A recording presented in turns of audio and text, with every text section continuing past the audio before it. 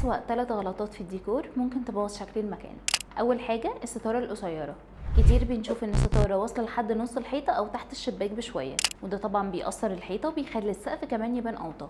الحل انك تخلي الستارة تبدأ من عند السقف لحد الارض، ده هيخلي الحيطة بتاعتك تبان اطول.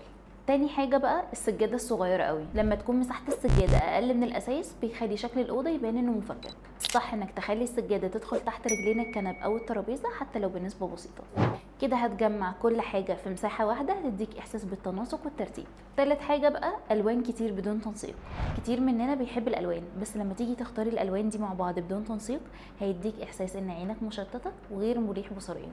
جرب قاعدة 60-30-10، 60% لون اساسي هادي او نيوترال، 30% لون مساعد، 10% لون جريء ممكن مثلا زي كوشنز او فازة. فاكر لما تصرف كتير بيتك هيبقى حلو؟ لا، التفاصيل الصغيرة هي اللي هتفرق في شكل بيتك.